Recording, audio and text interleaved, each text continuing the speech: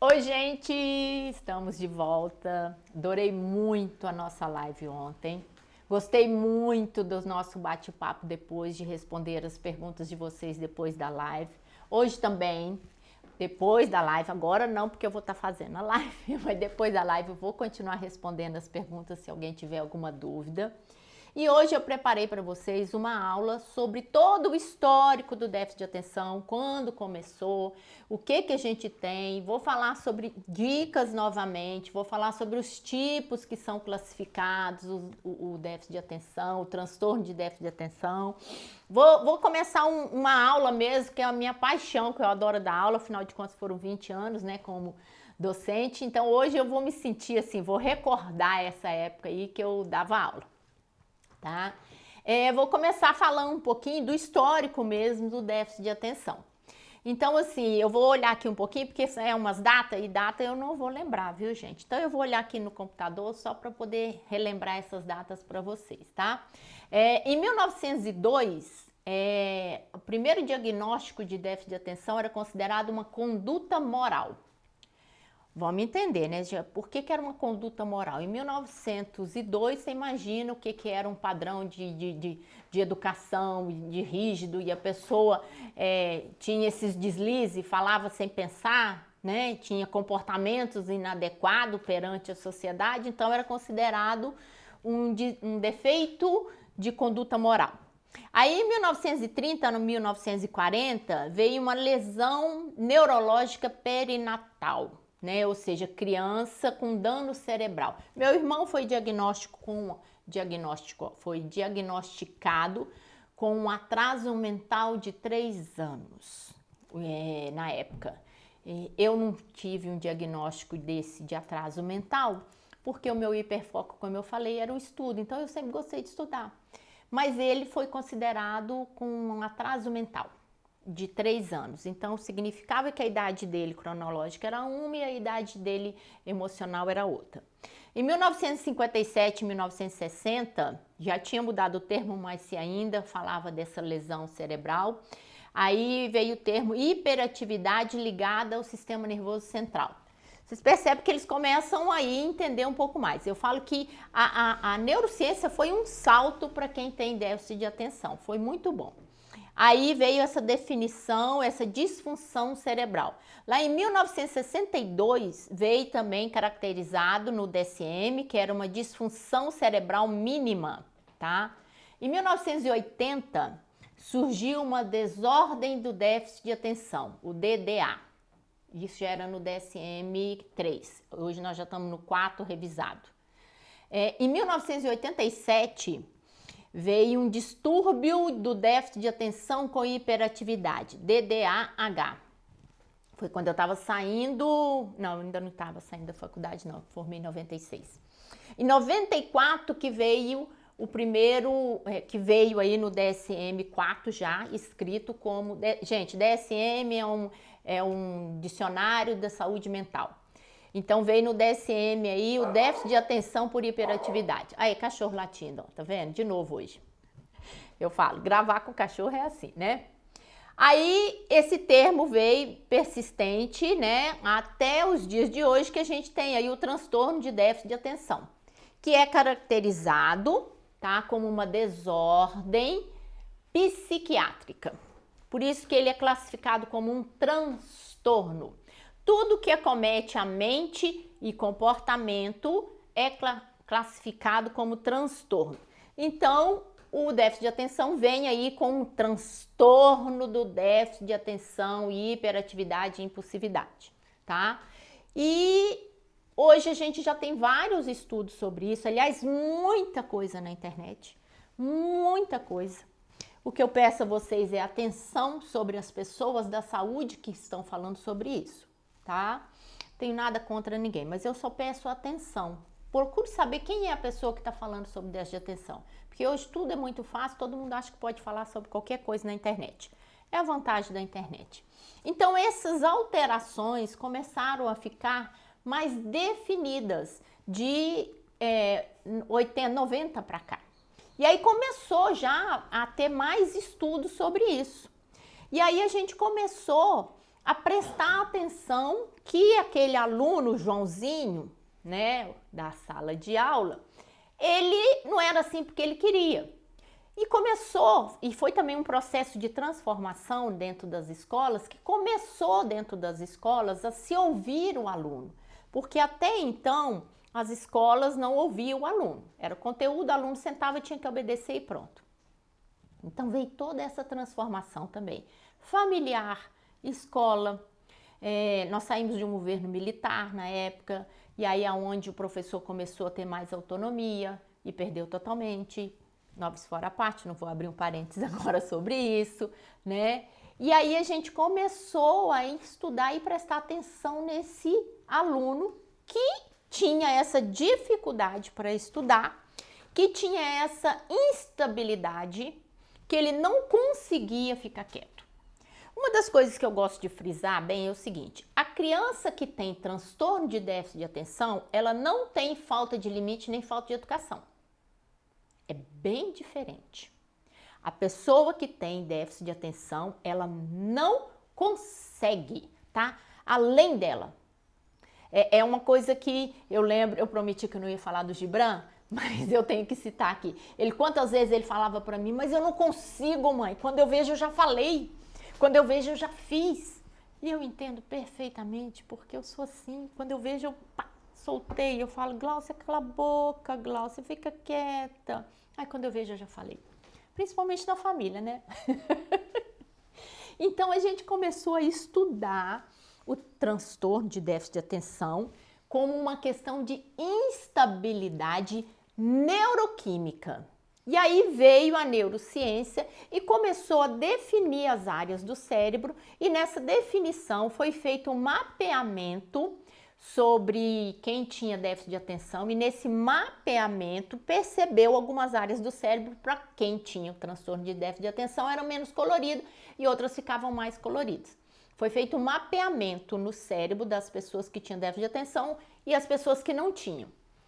Aí eu falo, começa também as evoluções das questões das imagens, né, hoje dos tipos de diagnóstico que a gente tem, e aí veio aquela especulação. Mas isso é o quê? É um fator interno? Isso é alguma coisa que não está concluída? Isso é hereditariedade? Isso é porque o pai era usuário de álcool, ou porque a mãe usou álcool, ou porque a mãe não teve uma gravidez desejada, ou porque a mãe não teve uma gravidez saudável, foi uma gravidez de risco, né? Pode ser, mas o fator principal do déficit de atenção é hereditariedade. Às vezes o pai e a mãe não têm, mas se você vai ver lá o avô, o tio, ou um outro avô, ou do lado do pai ou do lado da mãe, sempre tem um que deu trabalho, que não se comportava, que tinha essa impulsividade, essa coisa toda, e o seu filho nasceu com isso, porque a gente tem hoje bem estudado a questão do DNA. E eu falo, o fruto não cai longe da árvore, ele cai perto. Quando eu falo que o Gibran não está roubando, ele está herdando, é por causa disso. E aí a gente começou as classificações sobre o déficit de atenção. E aí, como eu estou falando, veio as classificações. E aí começou a perceber que tinha algumas pessoas que tinham essa falha na parte pré-frontal do cérebro, que eram mais avoadas. Eu falei aquela musiquinha, eu vivo sempre no mundo da lua, né? E se a gente for parar para pensar, tem uma do Renato Russo também, eu acho que é Quase Nada, se não me engano, que também falo que tem andado distraído, impaciente, é a cara do TDAH. Renato Russo tinha déficit de atenção. Albert Einstein tinha déficit de atenção, foi considerado retardado mental pela professora primária, todo mundo sabe dessa história. Além de dislexia, ele tinha TDAH e dislexia, o Albert Einstein. Então, por aí, eu já vou fazer um adentro aqui. Déficit de atenção não tem nada a ver com atraso mental e nem com falta de inteligência. Pelo contrário, são extremamente inteligentes e a inteligência deles está acima da média. toda pessoa que tem déficit de atenção, a inteligência está acima da média, tá? Começa por aí. Então, vamos acabar com esse tabu de que ele tem atraso mental. Aí vamos voltar aqui. Aí nós voltamos à questão da classificação. Aí veio o desatento, aí veio o hiperativo e veio o combinado que a gente fala, que era desatento com hiperatividade. E hoje eu posso falar para vocês o seguinte, que a gente tem aí vários tipos de TDAH. E a pessoa que tem déficit de atenção com hiperatividade, ele não vive no mundo da lua. A falta de atenção dele é pela própria hiperatividade. Ele é tão agitado, ele é tão rápido no que ele faz que ele não presta atenção. E não porque ele está viajando no mundo da lua.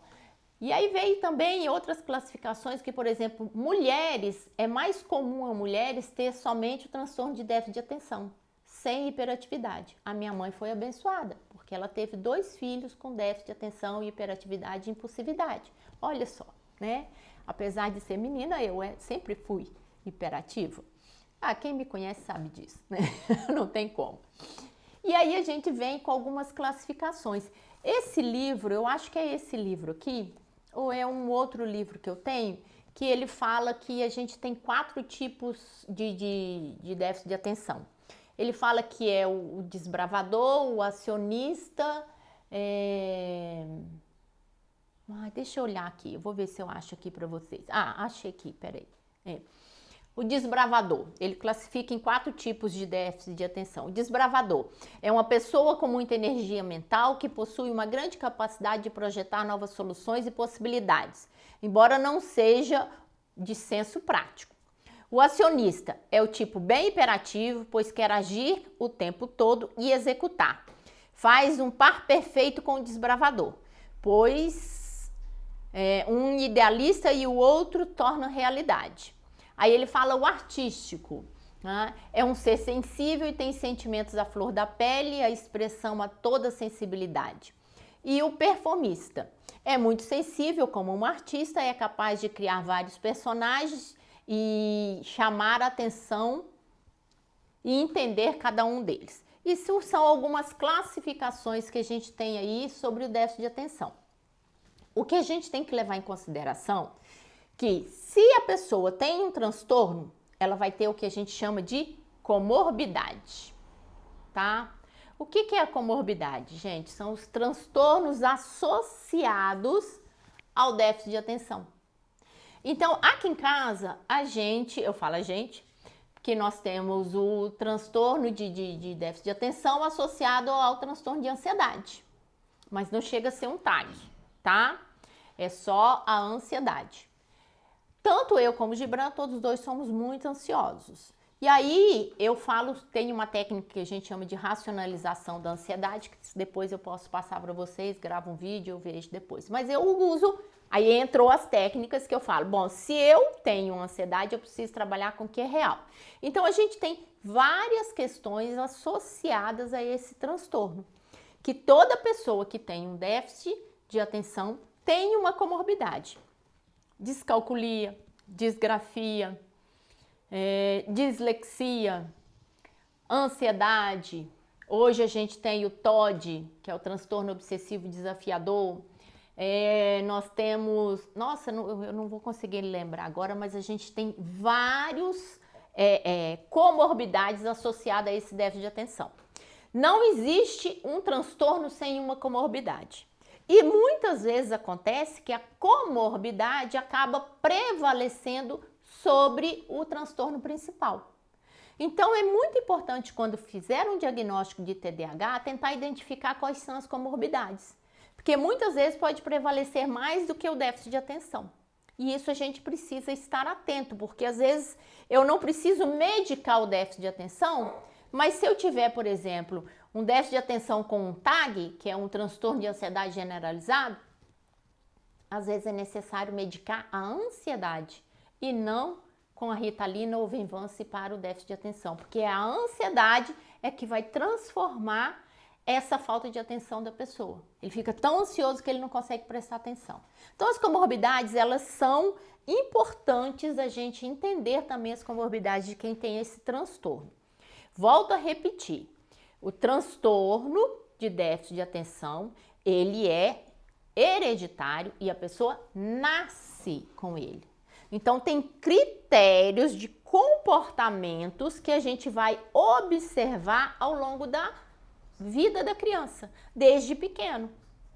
Por exemplo, são crianças que parecem que não ouvem, crianças que têm dificuldade em entender uma instrução, criança que tem dificuldade de esperar a vez dele, não consegue ficar quieta, ou ela tá aqui, ela tá mexendo no livro, ela tá com o óculos balançando, ela tá balançando o pé, ela tá cutucando a mão, entendeu? Então ele tem essa inquietude, ele não consegue responder a um pensamento, porque ele começa a responder uma pergunta e aí ele já tá com outro pensamento lá na frente, ele já tá com outra resposta lá na frente.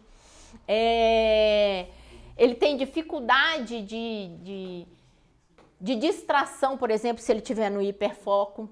Se ele estiver fazendo uma coisa que gosta e a pessoa está chamando, por exemplo, está jogando, ou está vendo um vídeo no TikTok, ou vendo um videozinho no YouTube que a criança gosta, e a mãe está chamando e ele não está ouvindo. Está surdo, não me escuta, né? Tem dificuldade de lembrar nomes, tem dificuldade de prestar atenção no que está falando, tem dificuldade, vamos lá, deixa eu ver,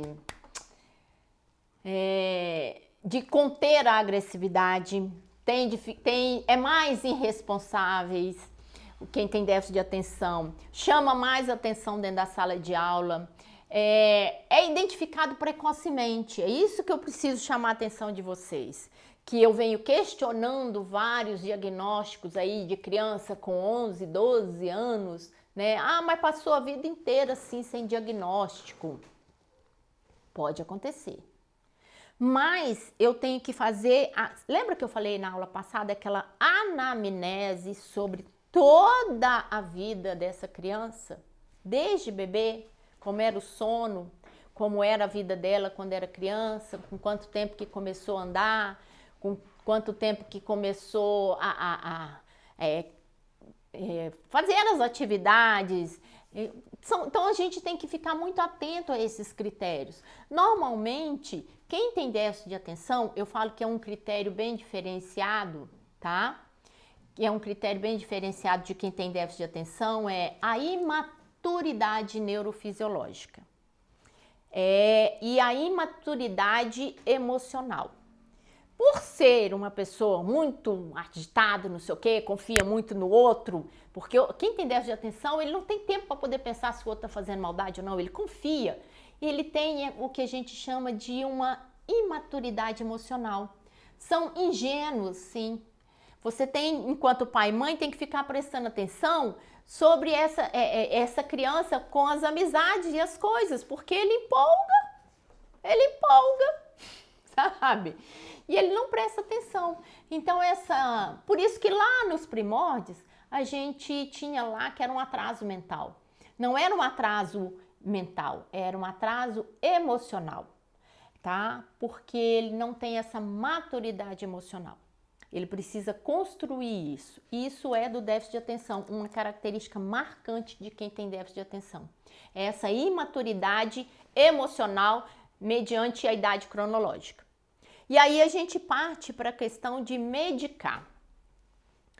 Quais são as medicações que a gente tem hoje? Hoje a gente tem a famosa Ritalina, que ela é um custo baixo.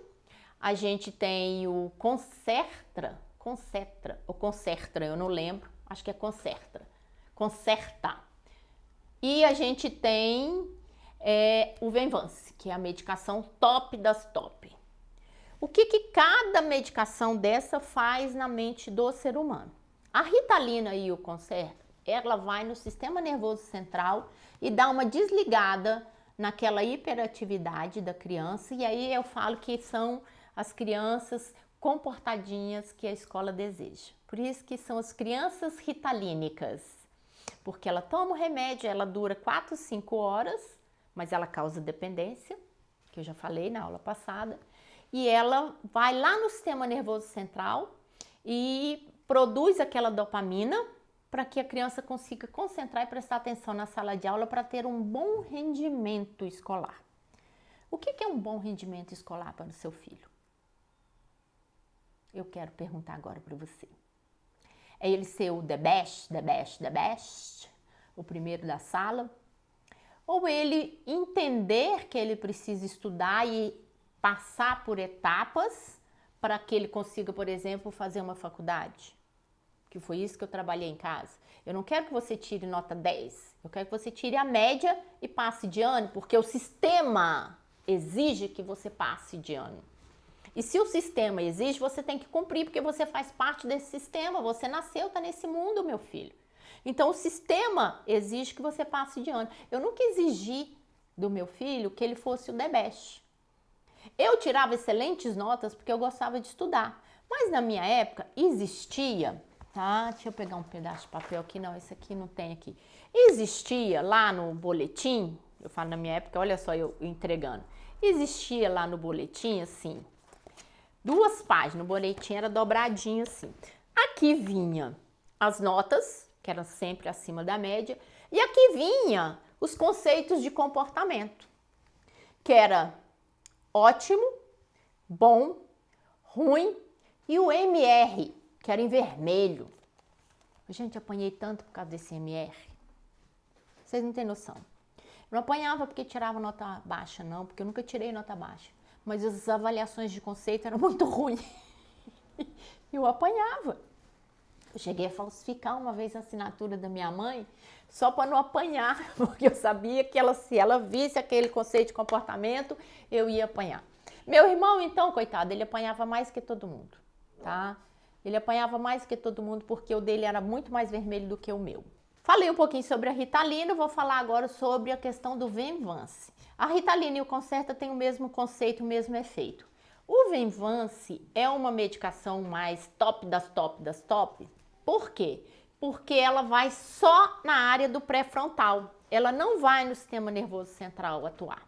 Então, por isso que ela é considerada hoje uma das medicações melhor. Mas, como não existe nenhum estudo sobre o Venvance ainda, só existia aquele estudo sobre a Ritalina. Mas se o estudo da Ritalina foi baseado que a criança ficava dependente por causa da fabricação de dopamina, eu acredito que o Venvance também deve ser o mesmo princípio, porque se ele fabrica dopamina para concentração usando o lobo frontal, então ele também vai causar uma dependência. Mas não quero entrar nesse mérito hoje. Eu vou continuar falando para vocês aqui sobre tudo isso. Então, se a gente tem vários tipos de TDAH, tem o combinado, tem o déficit de atenção, tem o hiperatividade, tem o com impulsividade, tem o combinado, né? O índice de déficit de atenção de TDA é maior em meninas e o TDAHI, né, é em meninos. Mas tem as exceções, que sou eu. Então, vamos lá compreender um pouquinho. Pai e mãe, seu filho não age assim porque ele quer, ok?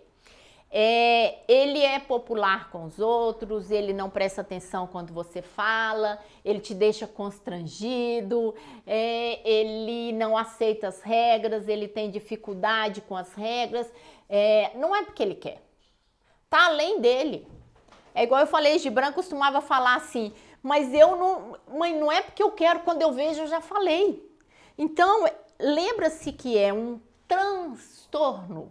Ele tem uma deficiência neuroquímica na fabricação de dopamina, que é na parte frontal, que eu mostrei lá na aula passada, aquela partezinha do cérebro que é responsável pela concentração, pela decisão, julgamento e etc. Então, ele é um transtorno neuroquímico.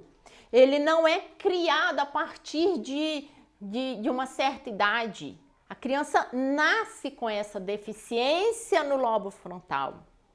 A medicação ajuda, sim. É o método mais fácil que a gente tem, é a medicação. Mas a medicação tem as suas questões, que eu optei na época por não usar.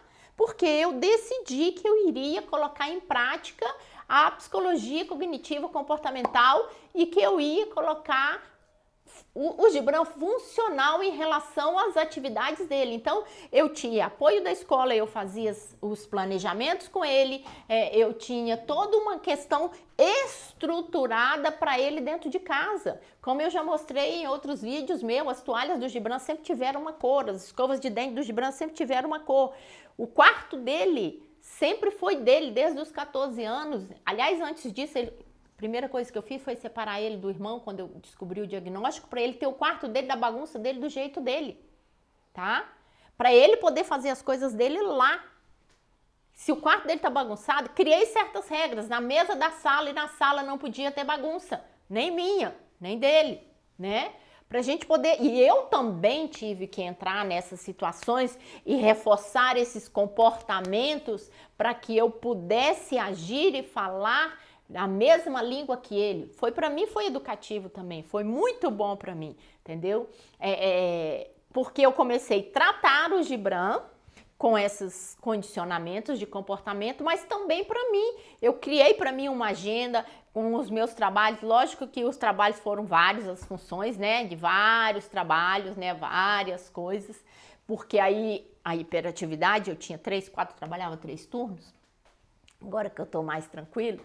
E aí, essa organização que eu fiz para ele, eu fiz para mim também.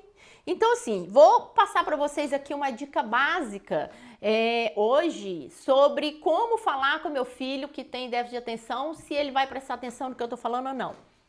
Peça o feedback, sabe feedback? Meu filho, o que você entendeu? Né? Você entendeu o que a mamãe falou? Então repete para mim, me explica o que você entendeu, para saber se ele processou o que eu falei para ele. Isso é importante para o déficit de atenção. E não adianta você brigar porque ele não prestou atenção ou não fez o que você queria. Olha, você tem certas atividades em casa, então como que você quer que faz? Você quer que eu anoto ou você quer que eu fale uma de cada vez? Às vezes ele fala, não, mãe, anota para mim porque aí eu vou riscando no papel. Ou então ele falava, não, mãe, fala uma de cada vez. Então eu falava, já fez isso? Já, então agora está na hora de fazer isso. Isso é a criança que pode decidir. Você tem que saber ouvir o seu filho com déficit de atenção e não tirar dele as responsabilidades que ele tem sobre as atividades dele. Me dá isso aqui que eu faço porque você está demorando demais. Não faça isso, mãe. É ele que tem que assumir a responsabilidade das coisas dele. É ele que tem que organizar o dia a dia dele. Ele tem que aprender a organizar o pensamento dele. Porque só assim ele vai começar a prestar atenção. Se eu suprir todas as necessidades do meu filho, ele nunca vai aprender. Ele tendo déficit de atenção ou não. Ele nunca vai aprender. Porque ele não vai aprender a analisar, ele não vai aprender a prestar atenção, ele não vai precisar de ajuda. Aliás, ele sempre vai precisar de ajuda, porque ele tem sempre você ali, ó. A mãe tá ali, porque ela não tem paciência para esperar ele fazer. Então é importante, mãe, você fazer seu diagnóstico também para ver se você não tem TDAH, tá? Porque a primeira coisa que a gente precisa trabalhar, tá, com quem tem déficit de atenção é trabalhar a mãe. Você, mãe, precisa ser trabalhada. Porque você vai criar certas rotinas em casa e você não vai poder mudar. Você vai criar determinadas situações em casa e você não vai poder mudar isso. Porque se você pegar para fazer ou se você fizer, você está prejudicando o seu filho. Entendeu? Então, isso precisa estar claro. Na hora de dormir, diminuir a questão do barulho, da atividade excessiva. Criar rotina para essa criança com TDAH, tá? A alimentação, gente. Coca-Cola, café, Red Bull. Isso é um veneno para quem tem déficit de atenção. É um veneno. Eu tomo aquele Red Bull, olha, sem brincadeira nenhuma, o coração fica assim. Não posso tomar, eu não posso tomar café depois das 3 horas da tarde, porque eu não consigo dormir, porque me dá palpitação, porque tem cafeína, tá? Não posso. Então, tudo isso, gente, é difícil. Aí a Frida quer participar hoje. Tá? Isso é difícil. Então, a gente tem que entender o filho e pedir para ele, lembra que eu falei o feedback do que você passou para ele. Sentar com ele, fazer com ele ali as questões que ele precisa ser trabalhado. Porque o seu filho não é assim porque ele quer. Tá? E nem você, mãe, é responsável por ele ter déficit de atenção. Mesmo que ele tenha puxado de você, você não é responsável, porque se você tem déficit de atenção e seu filho puxou o déficit de atenção de você, é porque você herdou também de alguém lá atrás. Então não é uma coisa que você é responsável. Não rotule o seu filho. Não deixe ele fazer disso uma bengala, que eu falo. O que é uma bengala, gente? Ah, mas ele faz isso porque ele tem déficit de atenção. Ah, mas ele é assim porque ele tem déficit de atenção. E aí eu não corrijo, eu não chamo atenção, eu não brigo, eu não limito, eu não dou educação porque ele tem déficit de atenção. Ele tem um transtorno que tem dificuldade, mas isso não quer dizer que ele não seja funcional, que ele não tem que ser educado. Gibran, quantas vezes a professora chamava atenção e ele falava, desculpa, professora. Daí 5 minutos ele estava fazendo de novo, porque ele não consegue. Ele não conseguia parar. Então, por isso que eu decidi ajudar você, mãe. Pelo amor de Deus, gente. Nós estamos ritalinando essas crianças hoje, enchendo essas crianças de ritalina para facilitar a minha vida, facilitar a vida do professor, facilitar a vida da escola, facilitar a vida do menino. E a gente está esquecendo das consequências. Toda ação tem consequência, toda ação tem reação. E é por isso que eu estou aqui para ajudar vocês. E é por isso que eu tô aqui para poder mostrar hoje para vocês que é possível. Essas 2 aulas foi para contar a minha história, para mostrar como que é o TDAH, tudo que você precisa saber. Vou continuar respondendo depois da nossa live aqui, que já está terminando. Eu vou responder para vocês tudo sobre os questionamentos, as dúvidas que vocês tiverem, tá? Depois do chat aqui. Mas o que eu venho falar? Ah, agora vai começar a vender. Não é vender. Eu vou oferecer para vocês uma solução para ajudar a vocês no dia de resolver. Eu estou oferecendo uma solução. Qual é a solução? Gente, lembra que eu falei que eu adiei a palestra porque eu estava desenvolvendo umas questões? O que eu estava desenvolvendo? Um e-book onde tem 16 capítulos explicando tudo sobre TDAH. Eu peguei toda essa minha experiência e transformei num e-book. Para quê? Para que você que assistiu a aula, ficou em dúvida, não sabe qual que é, lá tem diagnóstico, lá tem modismo, lá tem as comorbidades, lá tem a questão da ansiedade. Se você lembra que eu falei da racionalização da ansiedade? Lembra que eu falei para vocês sobre a respiração? Se você comprar o e-book, você vai receber tudo isso, que isso é bônus, tá? Aí você pergunta assim, ela vem, agora vai vender. Gente, não é que eu estou vendendo, é que eu tô com uma equipe aqui. Todo mundo, vocês estão vendo, tô gravando, eu mostrei pra vocês, tem uma luz aqui, outra luz ali, tô quase cega todas as vezes que eu vou gravar isso. Isso tem custo. Uma sessão de terapia comigo hoje, eu não atendo hoje ninguém por menos de R$200. Isso é porque eu tenho consideração. Meus ex-pacientes eu atendo por 150, mas eu não tô pegando mais ninguém para atender porque eu não tenho mais condição física, porque eu tô afastada, eu aposentei por uma questão do meu acidente. Lembra lá que eu derrubei a varanda? Pois é, as consequências disso chegou agora. Então, eu hoje não atendo. Se fosse para eu atender hoje e passar essas orientações que eu falei todinha, o dia a dia, o passo a passo, dica de como estudar, dica de como memorizar, se eu fosse atender vocês, seria no mínimo uma sessão por semana, R$200. No mínimo 3 meses de atendimento para dar resultado. Não existe fórmula mágica com 28 dias. Eu volto a falar de novo. Não existe. E aí, pensa bem. Gláucia, nossa, foi muito bom a aula, eu tô vendo vocês responderem aí, que foi muito bom, que foi muito bem explicativo, e eu vou vender para vocês, vou sim, um e-book para poder ajudar vocês, que eu já tô aposentada, como eu falei, Gibran já tá fazendo faculdade, já tá funcional, e conhecimento foi feito para passar para frente, conhecimento não foi feito para ficar guardado. Por isso que eu decidi fazer isso que todo mundo tá fazendo. Não atendo mais, eu só faço orientação, porque aí eu não preciso de conselho. Eu não quero mais consultório, não quero mais atender.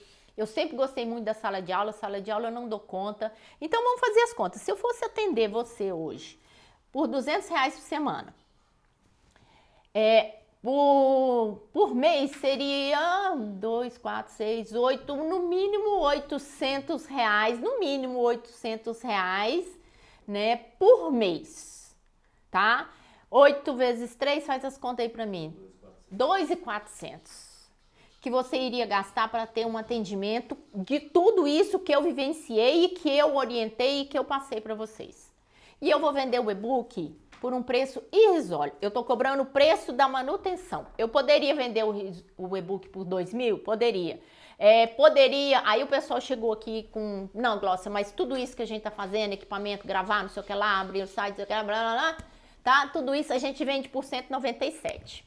Falei, é um preço justo, porque qualquer tratamento hoje, para identificar, para saber tudo, para poder ter dica, para poder ver como que funciona, para poder passar tudo isso no dia a dia ali, você tá ainda ganhando 2 bônus, que é o exercício de respiração mais a racionalização da ansiedade, que eu tô ensinando também, que você ganha de brinde, né, de bônus, você iria gastar muito. Então eu vou vender, posso dar mais um desconto?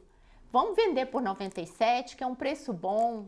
O que vocês acham? Vou vender por 97, tá, gente? E aí eu vou dar pra vocês Só até amanhã 8 horas. Só até... Nossa, o outro já gritou ali. Só até amanhã 8 horas. Beleza, que seja até amanhã 8 horas. Tá? Meio-dia? Então tá, amanhã até meio-dia você vai comprar só por R$97 e eu vou... Vamos criar uma senha aqui? Mãe... Não... Então tá bom, vamos fazer direto. Então amanhã até meio-dia, você pode dividir também no cartão? Pode dividir no cartão. 12 vezes. 97 dividido por 12 dá quanto? Faz as contas aí. R$9,77 por mês. Aonde vocês vão conseguir um atendimento de R$9,77 por mês? Me diz. Comigo, tá? Aonde? Com tudo isso que eu passei pra vocês, explicando. Só aqui com Glócia Rafael, gente. E se você não conseguir resultado nenhum, você vai me chamar e eu vou falar com você diretamente. Vou dar aqui para você uma mentoria também. Se você não conseguir resposta nenhuma com esse e-book, eu vou atender você pessoalmente. Nós vamos fazer um bate-papo nós dois aqui, tá? Se caso você não consiga. Mas eu duvido que você não consiga. Então entra lá, clica aí, já tá aí o link, clica aí, compra por R$97 até amanhã meio-dia, tá? Tá dando um super desconto, né?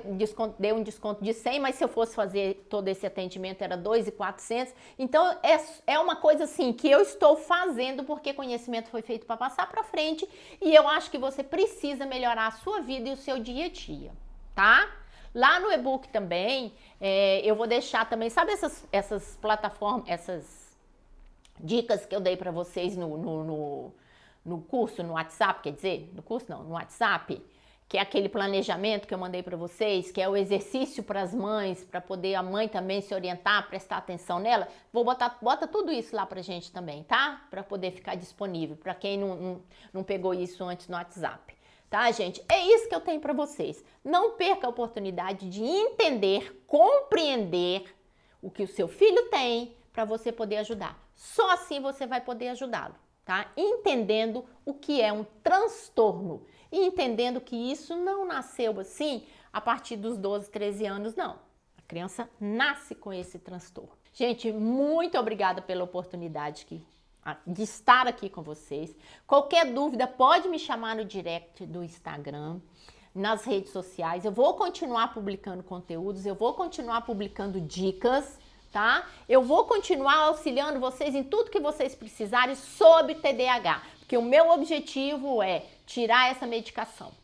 Esse é o meu objetivo, é TDAH sem medicação. Essa é todo o objetivo de fazer essas lives.